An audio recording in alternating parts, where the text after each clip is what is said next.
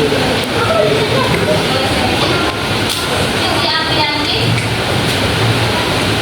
Citra Ayu Anggreni, Gapeka Akbar, Della Mutiara,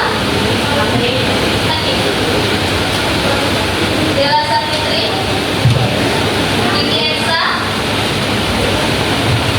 Evaliana,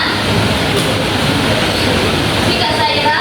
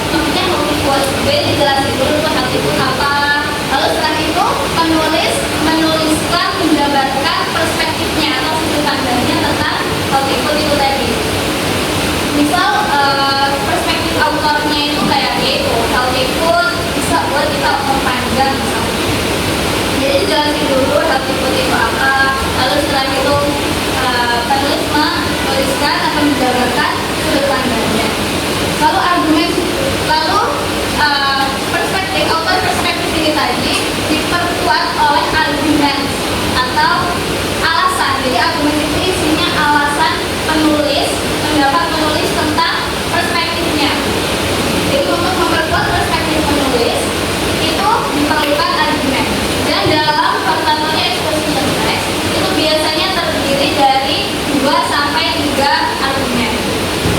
It consists of several paragraph. Jadi biasanya satu argumen itu dibuat satu paragraf, satu argumen dibuat satu paragraf. Jadi bisa consist 2 until 3 paragraph. It's presenting a logical argument along with supporting facts or data. Jadi argumennya bisa didukung sama data atau fakta untuk memperkuat perspektif penulis. Struktur yang ketiga ada recommendation. Kalau di prosedur teks itu the main structure itu adalah steps atau langkah-langkah. Kalau di material exposition the main structure-nya itu recommendation. Jadi isinya itu saran agar pembacanya itu mau mengikuti, termotivasi untuk melakukan apa yang autor tuliskan. Kayak misal tadi hal itu. Jadi penulis menyarankan kita harus memakan makanan-makanan yang sehat agar terjaga mood. Jadi rekomendasi ini isinya adalah saran. A concluding section dan presents a concrete call to action. Agar pembacanya itu termotivasi untuk melakukan yang penulis tuliskan. Itu banyak ya, ada can, may, dan lain-lain. Tapi yang dipakai di pertanyaan exposition itu ada 3. Ada should, ada must, ada ought to.